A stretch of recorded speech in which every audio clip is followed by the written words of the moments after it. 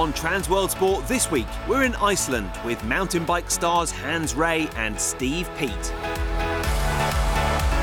We head to New York to find out more about the new sport of circle rules football.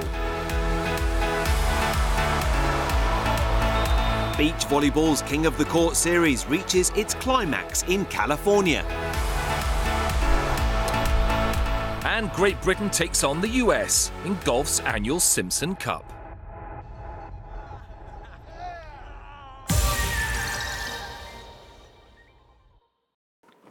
I'm Hans Rey.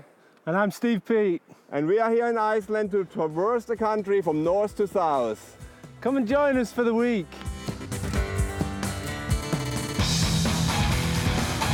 Transworld Sport had no hesitation in taking up the invitation to join two mountain bike legends on their epic trip across Iceland. Hans Rey is a pioneer of the sport.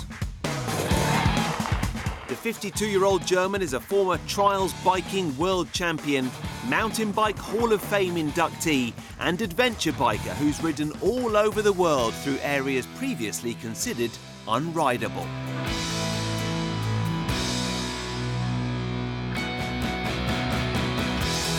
Steve Peat hails from England and is one of the most successful downhill racers of all time. The 44-year-old former world champion has 17 World Cup victories to his name and 9 British titles. It was all set to be an action-packed Icelandic adventure. It's good to be here in Iceland. When Hans first gave me the call and email about this trip, like any time I get an email or a call from the legend that's Hans Rey, I got excited.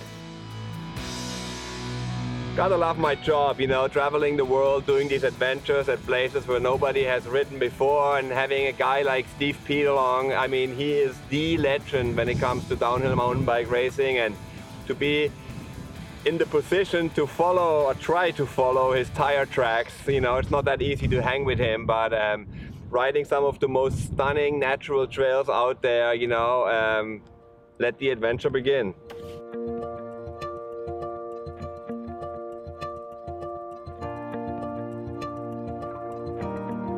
My name is Rúnar Ómarsson. I'm a local mountain biker here in Iceland.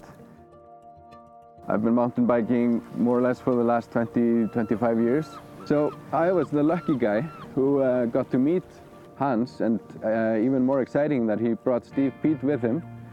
And I got to take them on to all the best trails across Iceland. It's quite amazing to travel through this country. I've flown over here many times on my way from America to Europe, and I was always wondering what it was like.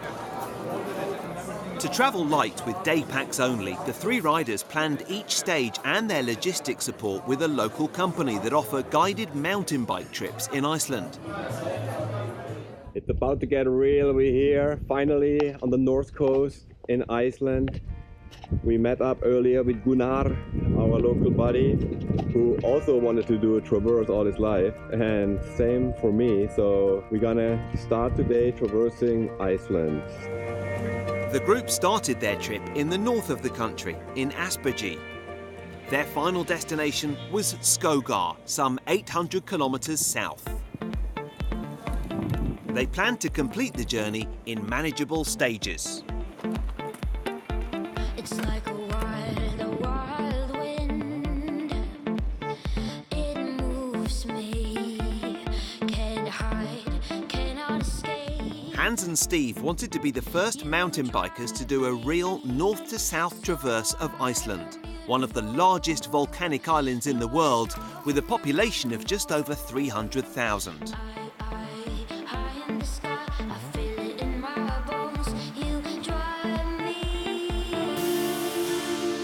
They chose the summer months for their adventure, aiming for the best single track while crossing through the country's barren, isolated interior. It's about 11 p.m. now, and as you can see, it's still light. It's pretty awesome. The sun's only just gone down, and the full moon's popping out there. But You see on the little edge over there, that's the Arctic Circle. We basically set off this morning at 65 degrees and the Arctic Circle is 66 degrees north, so we're almost there. The next morning, the support vehicle took off on a 250-kilometre detour around the highlands that Hans, Steve and Runar were about to cross. Their driver Magne planned to meet them on the other side, since the only direct route is impassable by jeep. So we are here and we need to go all the way down here to get down onto the trail here in Drekagil and Aska. The road is very harsh and it's basically not a fun trail to do, but we have to do it in order to cross the country. This is all dirt road? It's a rough Where are we meeting road. Magne then tonight? Well, over here somewhere? yeah, Magne will pick us up over on the other side. Okay. But depending on the snow conditions, because I've heard there's a lot of snow. What? So we might just need to either hike a lot or change the plan.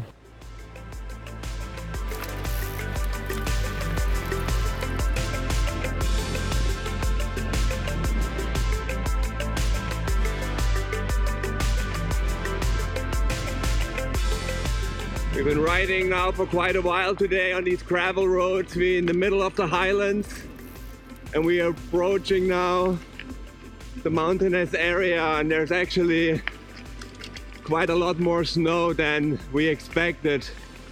So we have to see what to do next.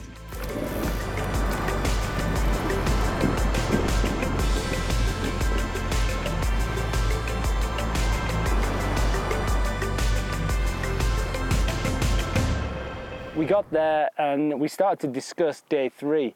And the ranger down there told us that the area we were heading to on day 3 was a 55-ish K hike over snowfields.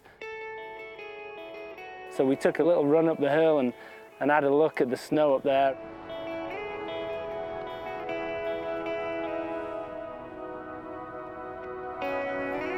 The snow conditions were a lot worse than the group expected. Not even seasoned hikers would make this pass in such conditions. Were Hans, Steve and Runar ready to push and carry their bikes for more than 50 kilometres?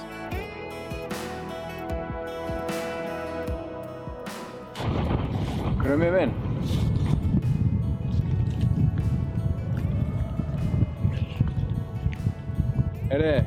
Það náttúrulega bara þannig að... Well, it looks like we hit the wrong summer here for this traverse. There's snow in the highlands for the next 50 or so, 60 K. It's a huge shame that we have to skip this little section. We took a bit of a gamble here, knowing that there was snow on the hill, but we just hit snowfields that are so long there's no way of getting through. I'm really struggling with my knee. I had the ACL surgery not long ago, and the knee keeps giving way on the snow when I slip a little bit, so I'm struggling really bad, and I don't think I'll make it. It's 50 or 60 kilometers of more stuff like this, and I feel bad for the boys, but I can't make it personally, I don't think.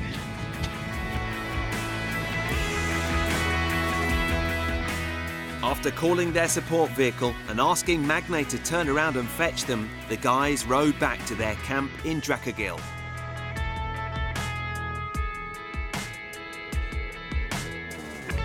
Hans, Steve and Runar were all extremely disappointed, but there was nothing that they could do.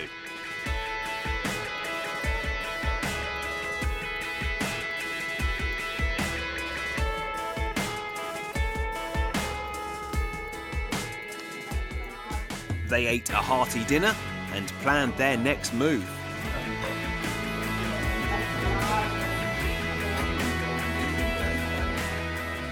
After dinner, they melted their sorrows about the snowfields in a volcanic setting, soaking their muscles in a hot lava-heated river. The group were determined to head south, and we'll see how they got on later in the show.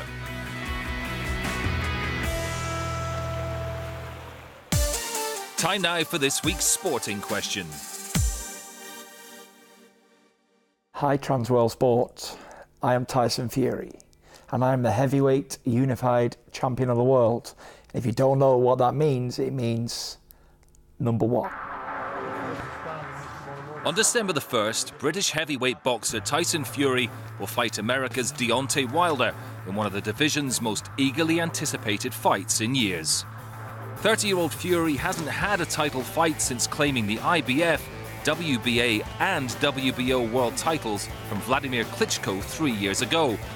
He was suspended in 2016 amid anti-doping and medical issues, and he accepted a backdated 2-year ban last December. During his absence, fellow Briton Anthony Joshua has taken the IBF, WBA and WBO titles. Deontay Wilder will put his WBC belt on the line against Fury. Fury, the self-styled Gypsy King, has had his license reinstated this year, and he's had 2 straightforward fights so far. You don't have to be rich to go into boxing. You can come from any walk of life, any background, any disprivileged life. You can walk into a boxing gym with nothing, in debt, and come out as a champion, if you want it bad enough.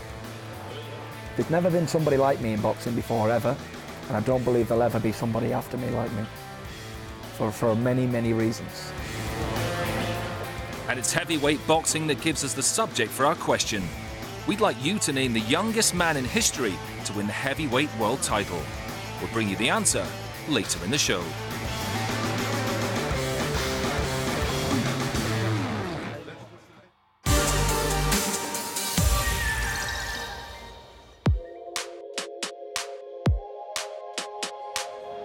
Situated in the New York City borough of Brooklyn lies Prospect Park.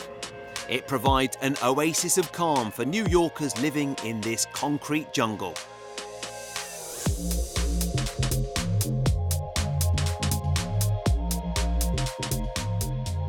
Transworld Sport headed here to find out more about the new sport of Circle Rules football.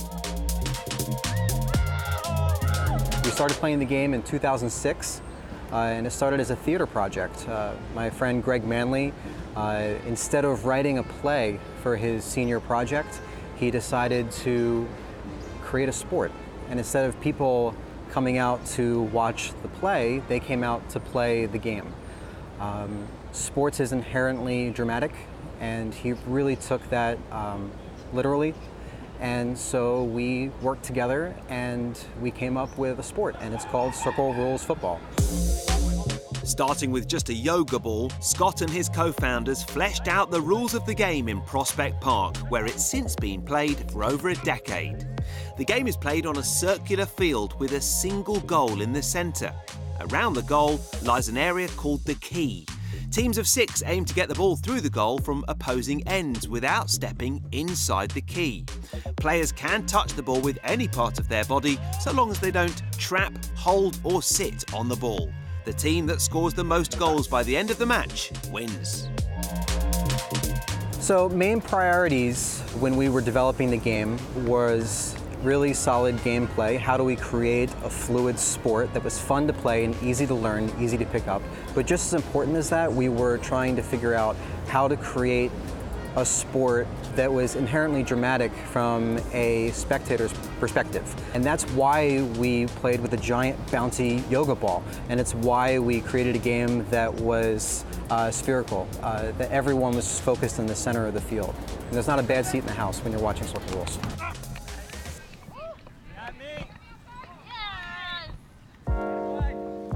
The links between theatre and sport are reflected in the interpretive styles of play. Signature moves include the double kick and the pizza hold. Which team starts the game is decided by the down-up. First player to touch the floor and get back up is awarded the ball.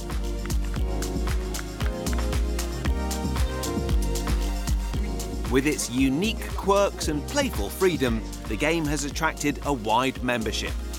I was actually walking in Prospect Park on Sunday about 4 years ago, and I saw it was like a group of people all playing with a giant ball, and I had like no idea what was going on, so I just sat there and watched the game for a little bit, and it just looked awesome. There's absolutely no shaming people based on their skill level or their athletic ability, and basically everyone is part of the community, and that to me was the most appealing part of the game. Like the game itself is fun, but the community is the best part.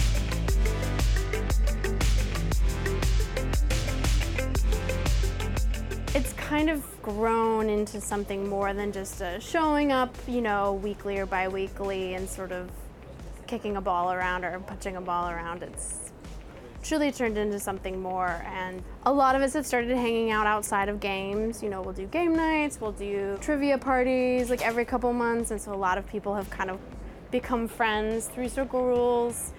It's really lovely, you know, people just kind of taking care of people.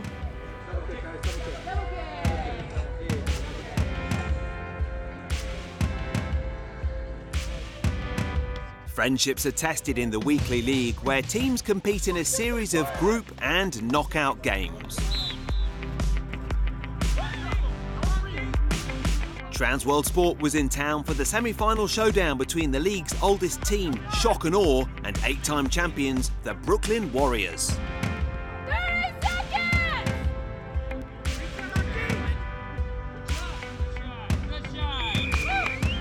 All right, let's go.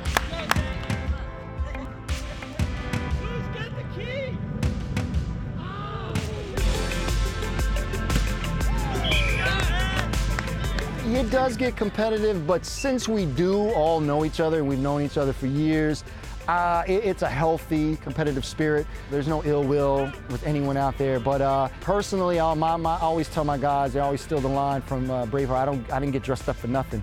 So I'm like, I'm here, let's win and let's dominate, you know. But let's do it within the rules. Let's play fair, let's have fun. And I tell my team, we don't talk mess, we don't talk junk. Just play, keep your head down, win, and let's go home. After games, the teams go for a drink or two and they sing the Circle Rules football fight song.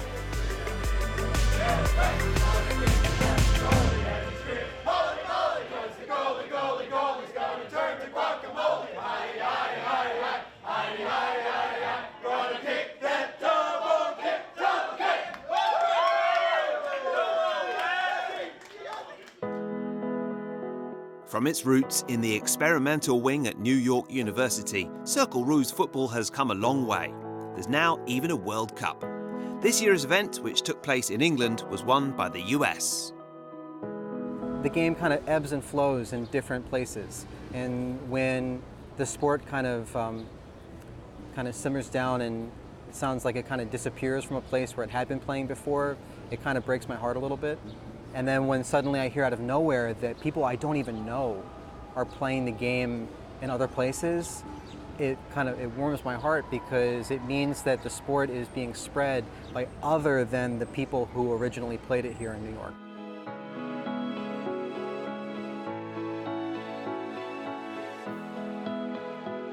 I don't know, it's an emotional roller coaster, you know, watching a sport that we created grow. I don't want to keep playing on half a soccer pitch for the rest of my life. I want to see what it feels like to play in a circular coliseum where people are looking down in the nosebleed seats really steep down at the Circle Rules field, and what that's like to watch an actual competitive game in a circular arena. That's the goal, that's the dream. Here's to dreams.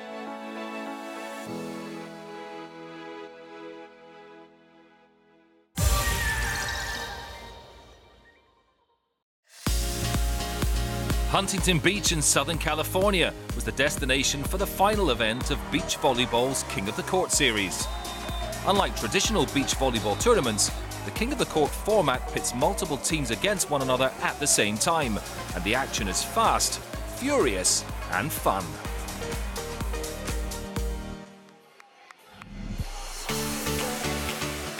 Teams battle it out in rotational games, with one side eliminated per match. On the court, there's a challenger side and a king side. If the Kings win a rally, they get 1 point and stay in their kingdom. If they lose, they're out and are sent to the back of the line of waiting teams.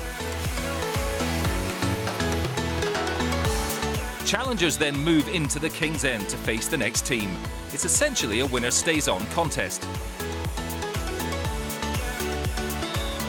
In the finals, the first team to reach 15 points wins, or whichever side has the highest score after 20 minutes.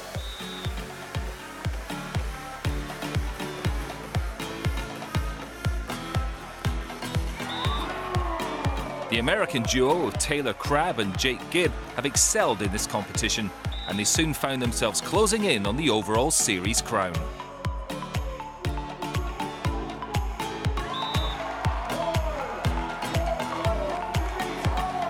Huntington Beach was the fourth event of this new series. Having won at the previous event in Hawaii, Crabb and Gibb triumphed here too, and were crowned as 2018's Kings of the Court.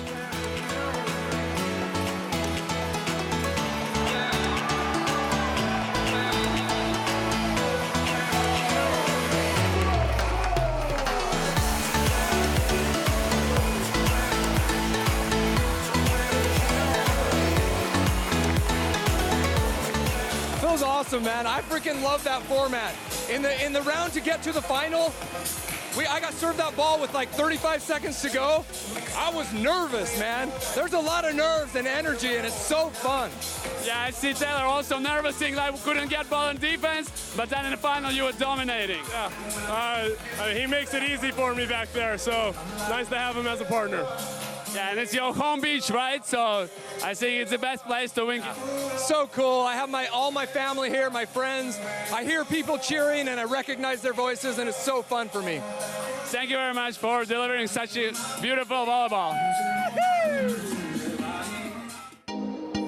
A women's competition is featured in this series too, and they've battled it out to be crowned as Queens of the Court.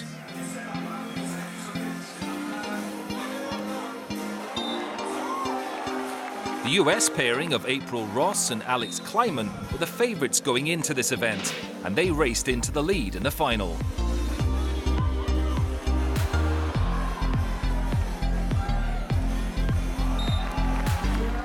However, the Canadian duo of Sarah Pavan and Melissa Jumena Paredes soon got themselves back in the contest.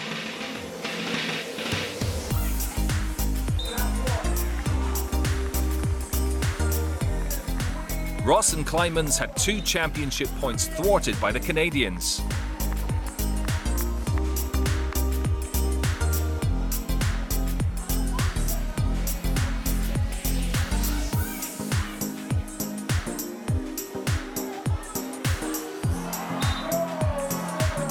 The Americans' lead was soon cut from 9 points to just 3, and Ross and Kleiman were forced to take their turn to sit and watch the action from the sidelines.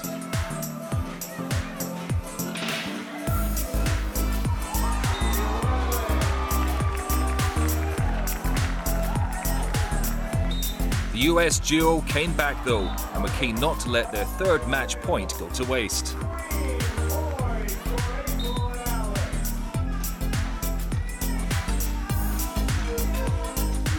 Ross and Kleiman, who planned to team up at the 2020 Tokyo Olympics, took victory, and with it, the overall series title.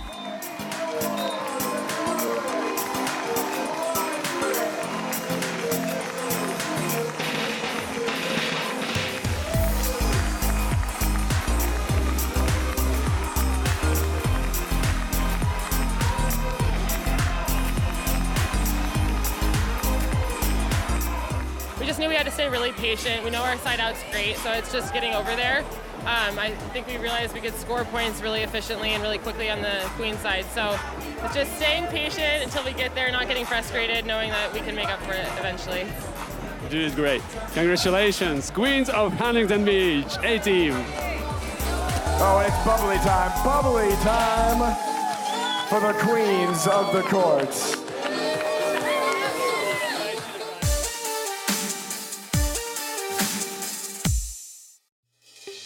We're back now in Iceland with mountain bikers Steve Peat and Hans Ray.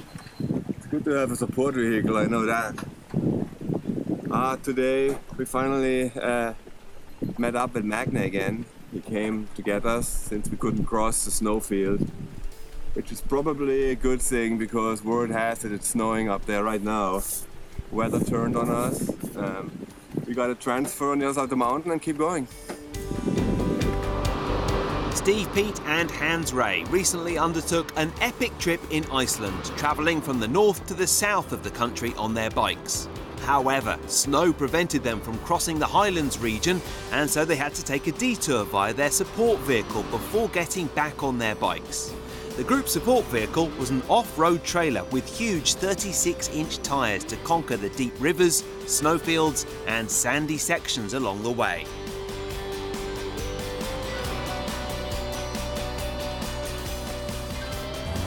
But somewhere in the remote wilderness of Iceland, the car broke down and their driver had to phone for help. The rear wheel is falling off. Something seriously broken in the axle, and so we are stopping. We're stopped, and we need to get cars to get you guys. And I have a better look at this and find another car to go on tomorrow.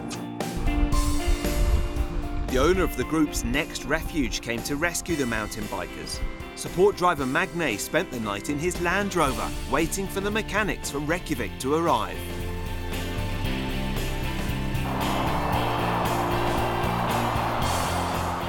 With the right spare parts, the mechanics were able to repair the off-roader.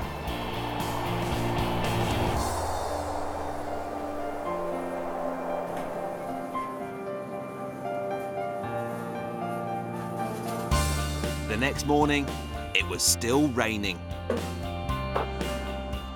And the weather forecast for the upcoming days wasn't good, but the group were soon back on their bikes. Scott's camera got soaking wet, our photographer. We lost the camera, and things were just like we were soaking wet, you know, river crossings and the harsh wind and the coldness, you know. I remember that night, my feet were still frozen in the sleeping bag, you know, like well after we finished riding that day.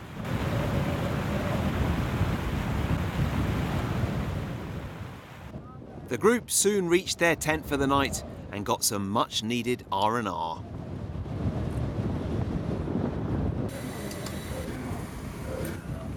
It's actually very good to go to the hot spring. Go. No. Feels good to be back on the bikes. We're gonna do an awesome trail. Runar told us it's one of the best on the island. You can see the ridge behind me. We're gonna go way back that valley and up over the ridge, and with a killer descent on the other side. So it's gonna be another long day.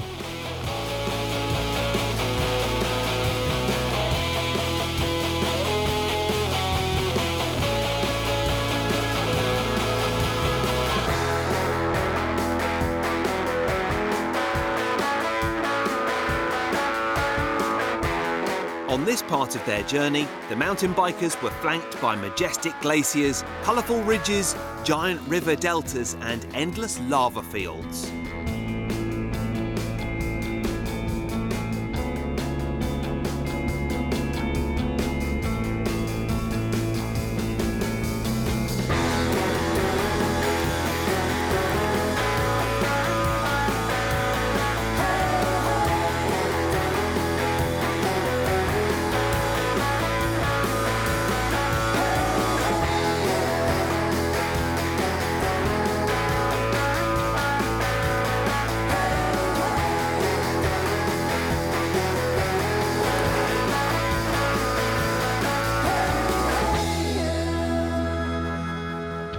Hans and Steve enjoyed the natural single trail that twisted its way through the stunning scenery. Here we are in Iceland. The last few days have been a pretty major roller coaster. We've had a lot of really bad weather, we've had trouble with the truck, and a couple of grueling days really, but we get rewarded today with this kind of view and this kind of mountain range. Looks beautiful, eh?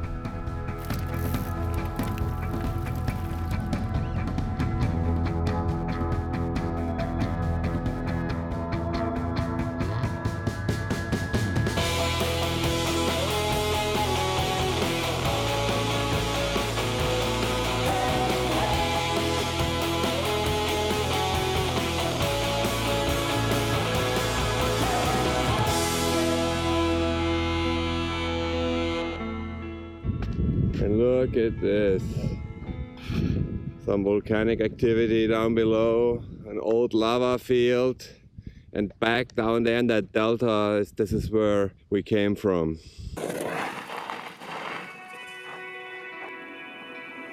At the end of each day, it was crucial for the riders to look over their bikes as the many water crossings through sulphur streams and the volcanic sand were taking their toll. Only once that was done could they get on with the business of setting up camp for the night.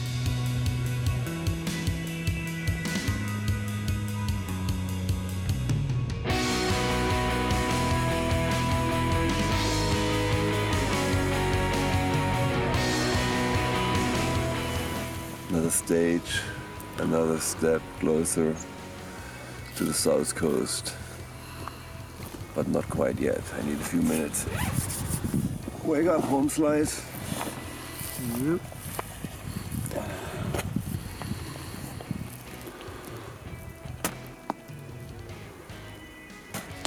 Oh, good morning. It's a little early. Don't feel like I slept enough.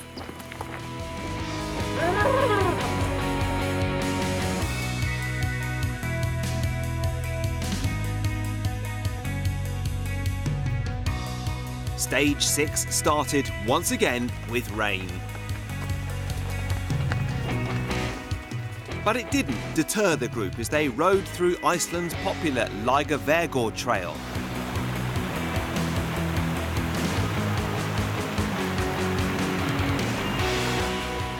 The views were spectacular, with rugged mountains, black soil and lush green ridges, a paradise for the skilled mountain bikers.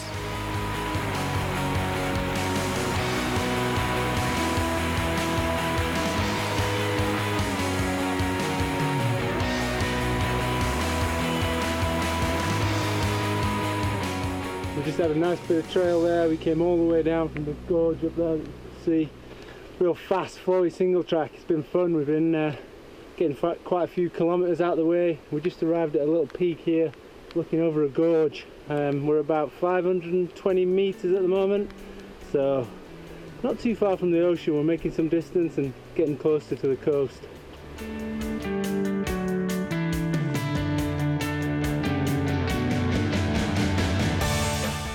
After all the setbacks, the group now really started to enjoy their Icelandic adventure.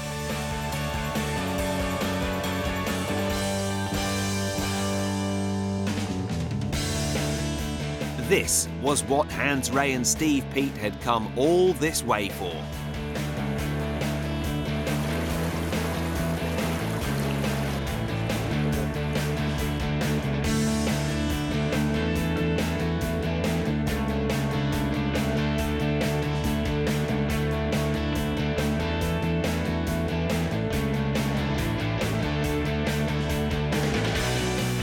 We'll rejoin the group later in the show as they conclude their journey from the north of Iceland right down to the south.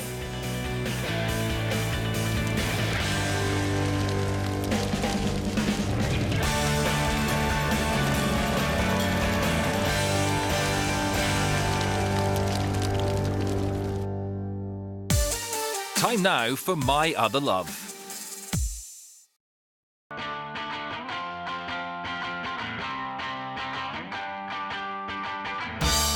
Chris Cole is a skateboarding legend.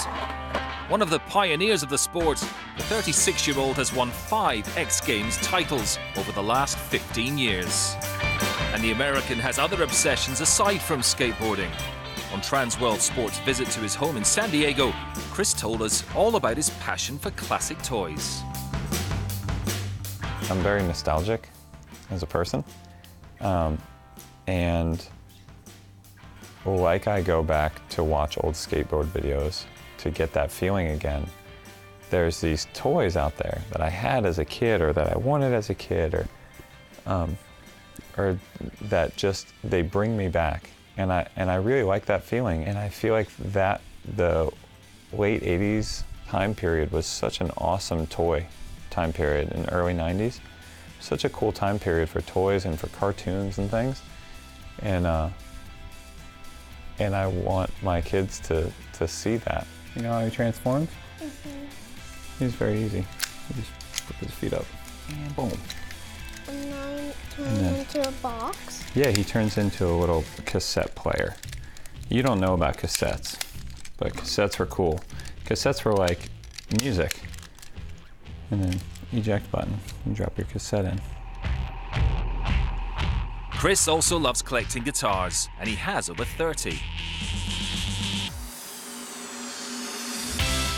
One of his favorites is a Flying V, given to him by Alexei Laiho, lead guitarist with death metal band Children of Bodom.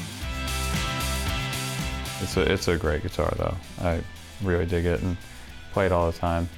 And I find it actually rather hard when you're tilted this way, because I usually look for the actual fret markers.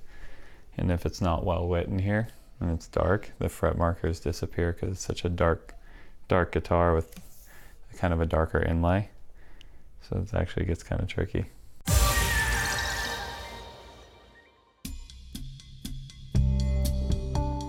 The Maidstone Club in New York State was the location for golf's annual Simpson Cup.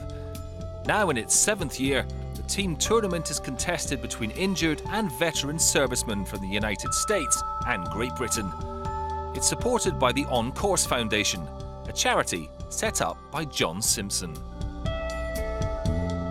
I thought it'd be great if we could start a tournament that would give the guys and girls something to work towards, our members, to get in and qualify, and then to raise the profile of the On Course Foundation. You know, golf's been very good to me, and it's the only game that I know of that if you're disabled, which I am, with my leg, that you can play on a level playing field with able-bodied people. And from that, the confidence and self-esteem you get back from that can lead to what we're all looking for, is ultimately employment within the golf and related industries. Captaining the two sides this year were Chad Pfeiffer for Team USA and Mike Brown representing Great Britain. Well, I think it's quite interesting. You know, they're both great captains. You know, both captains have the same injury, left leg, high up left leg amputation, and both have turned pro and won tournaments professionally against able-bodied pros.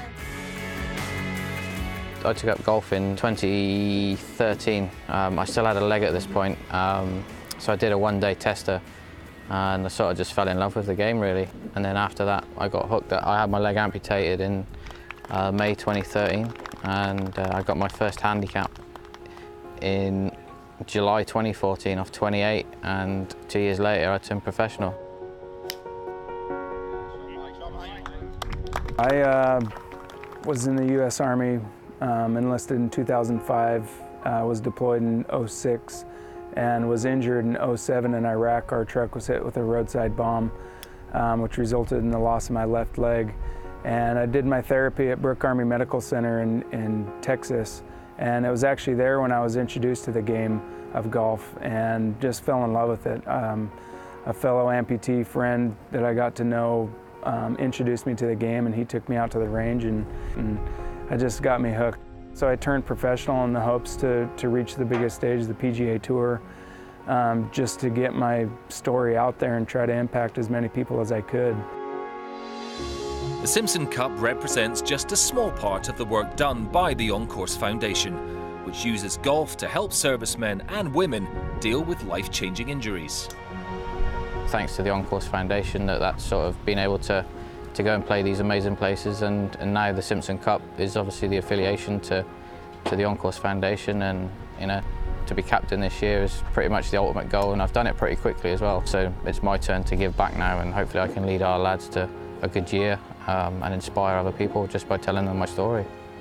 You know, it takes us back to that brotherhood we get in the service, and you know, for me to lead these guys in this role on a golf course is just pretty special to me, because I love being around other disabled veterans and wounded veterans, and you might not have served with all these guys here, but you all went through a lot of the same stuff.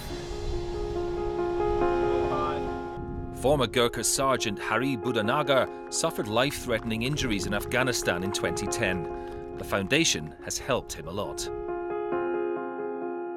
Lost my legs, but I have no regrets, and I'm very proud of what I did before. I'm very, privileged and honored to serve for United Kingdom, and I felt very, insecure and pretty much worthless. And this is sports which brought me back again. I'm here for my comrades, my colleagues who injured in a war or in conflict or in training, so that On-Course Foundation can able to help other lots of people.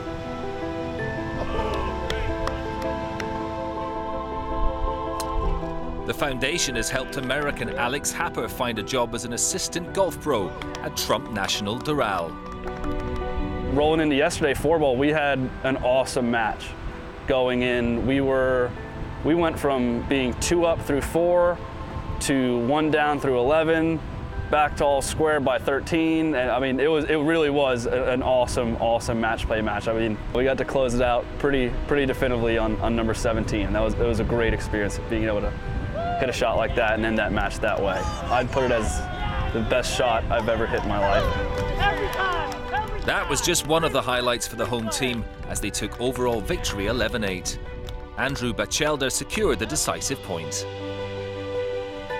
I saw my opponent hit it in the bunker, so I knew I had a chance, an even better chance to win if I hit the green. So, it was a green and 2 putts, and that's the story. So it was a great round of golf. We love playing with the Brits. Bigger scheme of things, this event means that we keep, building relationships with other veterans, not just the USA veterans, but also the UK veterans and Team GB.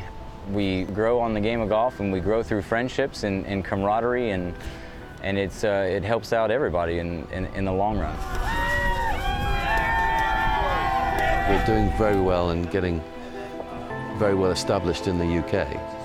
The aim for the next is the charity over here to grow, and that's one of the main ambitions I have, is to really crack America, especially as there are over 4 million injured servicemen here.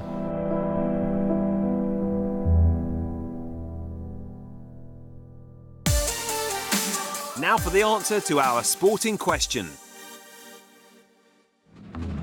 Earlier, we asked you to name the youngest man to have won a heavyweight boxing world title. The answer is Mike Tyson, who achieved the feat aged 20. It was whilst in a juvenile centre for delinquents that the 13-year-old's rage was channeled into boxing under the guidance of Cus D'Amato. I met Cus. First day he saw me box, he pumped my head up that I could be the greatest. I'm gonna have a lot of money, and he put all these bizarre dreams in my head that I knew nothing about. And after that, we just was on a journey to become heavyweight champion. I was 13. Tyson won the WBC title in 1986. At 20, he beat Trevor Berbick and eclipsed the age record held by Floyd Patterson. The Tyson era had begun, and the American would go on to destroy all comers over the next few years. He became the most talked about heavyweight boxer since Muhammad Ali. Yet, despite the excitement that Iron Mike brought to the sport in the 1980s, his place in heavyweight history has been tarnished by his behaviour both in and out of the ring.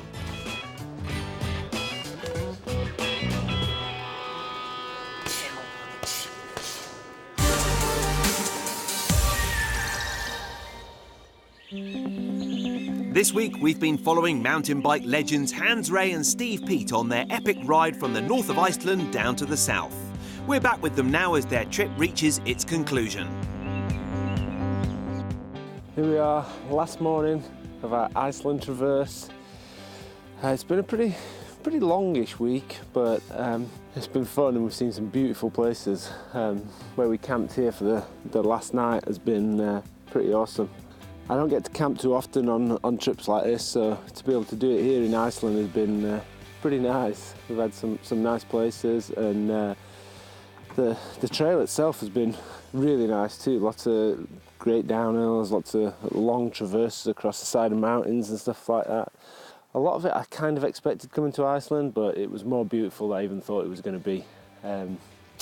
Today is our last day, but it's going to be a huge day, probably one of our longest yet. The last day did indeed turn out to be the longest.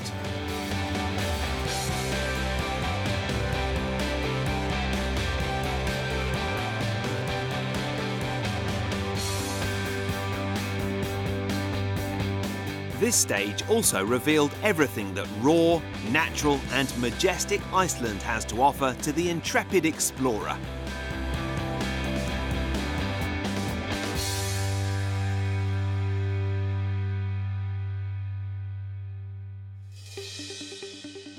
Hans, Steve and their guide Runar had to do a lot of riding, hiking and climbing to reach the ridges above Iceland's most beautiful canyons.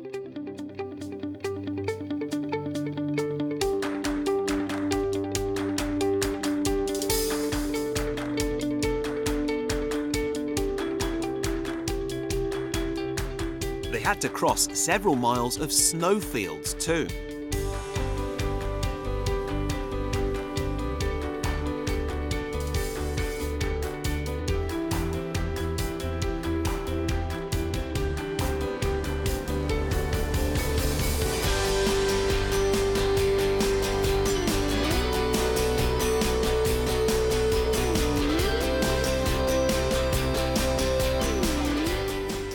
Very tiring day here. It's forever going everything. The climb was long. We had to cross a snowfield for probably, I want to say 3.5 to 4 miles.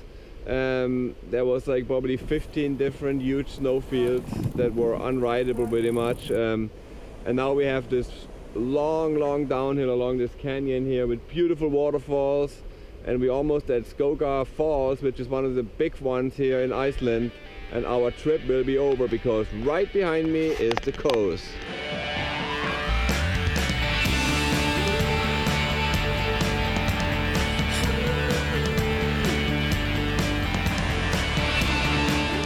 The final descent of the trip was on the famous Fimmvörðuháls route. It's a seemingly endless trail that is lined by big and powerful waterfalls.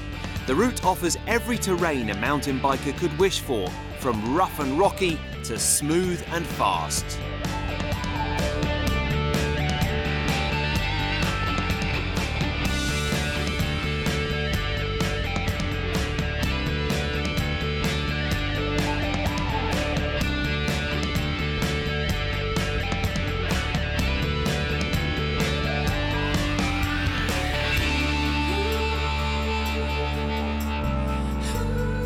The three friends soon reached Skogafoss, Iceland's largest waterfall on the southern coast, and the final destination for the trip.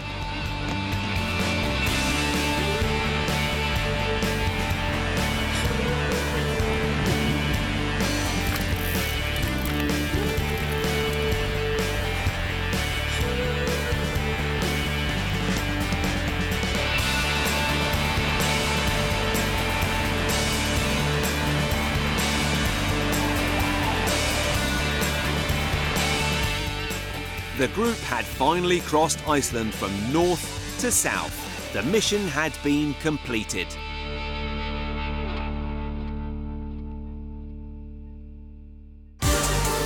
That's all for this week on Transworld Sport. See you next time.